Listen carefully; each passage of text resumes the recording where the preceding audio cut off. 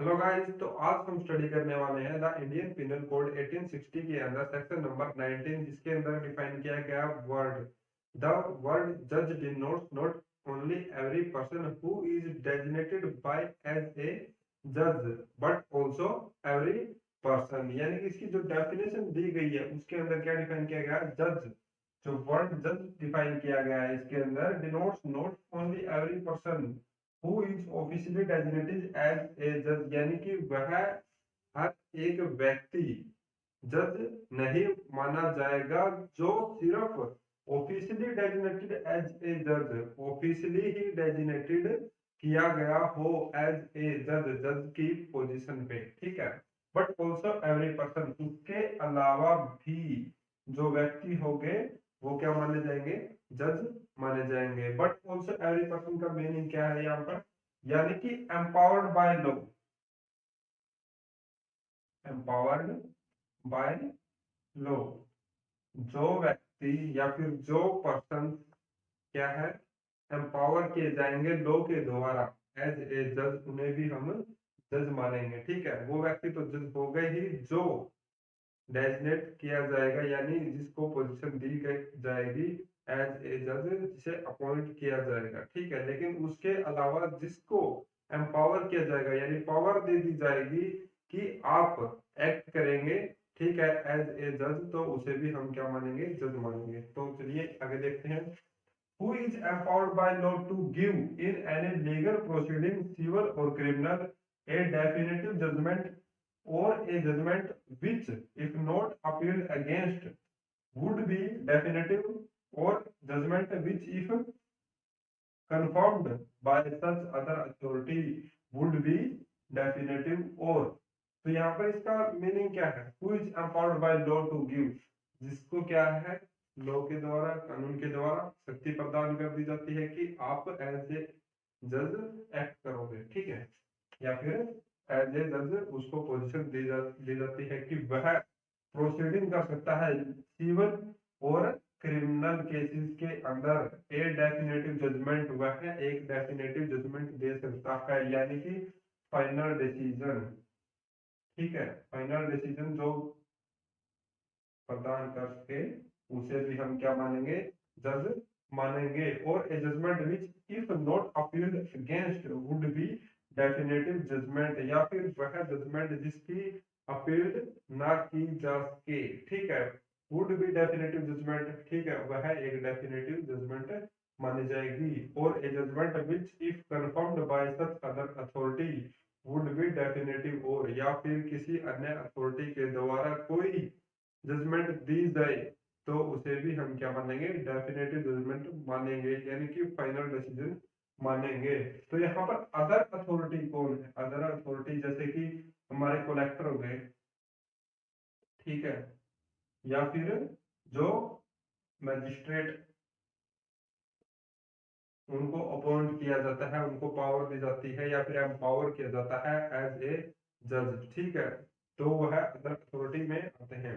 Who is one of the body of person is empowered by law to give such judgement, जो कोई भी व्यक्ति हो, ठीक है, उसे एम्पावर कर दिया जाए लॉ के द्वारा, उसे शक्ति प्रदान कर दी जाए, तो वह बॉडी ऑफ पर्सन क्या कहलाएगा, जज कहलाएगा।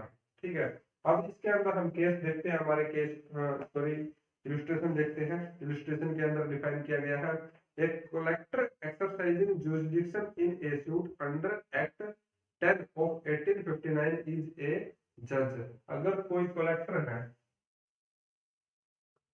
ठीक है, तो वह क्या करता है, एक्सरसाइजिंग करता है कोई भी, जैसे सूट हो गया तो सूट का मतलब है कोई भी सिविल केस को डील करता है, ठीक है, और उसके अंदर एक डेफिनेटिव जजमेंट देता है,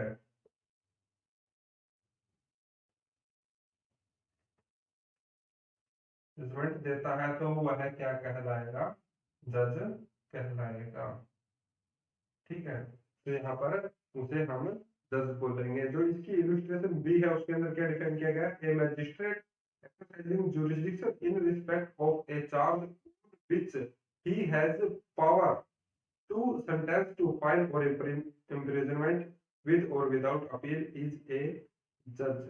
ठीक है, तो यहाँ पर अब बात करते हैं मजिस्ट्रेट की। मजिस्ट्रेट को एम्पावर कर दिया गया है, ठीक है, तो उसके पास पावर है, वह क्या कर सकता है, फाइन लगा सकता है, फाइन लगा सकता है और इम्प्रिजनमेंट यानी कि सजा दे सकता है। तब वहां पर मानेंगे कि हाँ, जो इसने जजमेंट दी है वह डेफिनेटिव जजमेंट दी है, फाइनल डिसीजन हुआ है, तो वह भी एज ए जज माना जाएगा।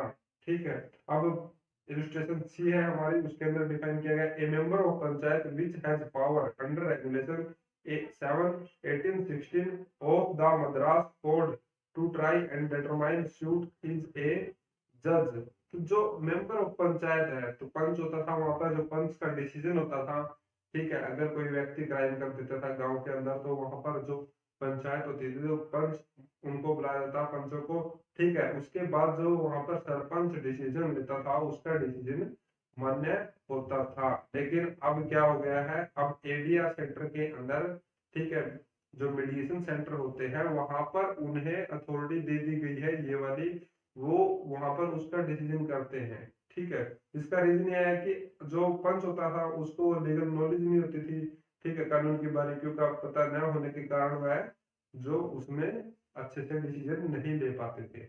ठीक है, तो अब क्या कर दिया, एडीआर सेंटर के अंदर उसका डिसीजन करवाया जाता है, तो उसे भी एज ए जज माना जाएगा। ठीक है, तो उसे हम कॉम्प्रोमाइज भी बोल सकते हैं कि कॉम्प्रोमाइज हो जाता है दो पार्टियों के बीच में। ठीक है, D, a magistrate exercising jurisdiction in respect of a charge on which he has power only to commit for trial to another court is not a judge.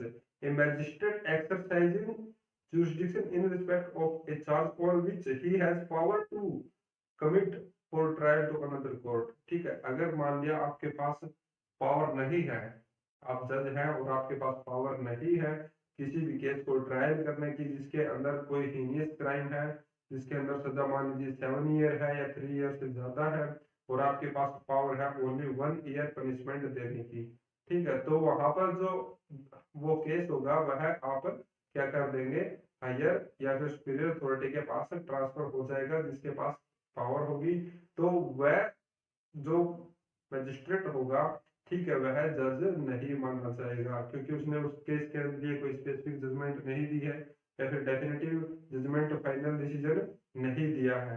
ठीक है, तो वह जज नहीं माना जाएगा। ठीक है, अब इसके अंदर हम बात करते हैं जो हमारे एमसीक्यू क्वेश्चन बनेंगे। एमसीक्यू क्वेश्चन कौन से बनेंगे, सेक्शन 19 डिफाइन करता है जज। ठीक है, ये आपको याद होना चाहिए, ठीक है, क्योंकि ये इस तरह के क्वेश्चन आते ही आते हैं। ठीक है, क्योंकि जो जज है, ठीक है, उसकी क्या पता पूछ लिया जाए आपसे कि द वर्ड जज डिफाइन इन विच सेक्शन, किस सेक्शन के अंदर जज वर्ड को डिफाइन किया गया है।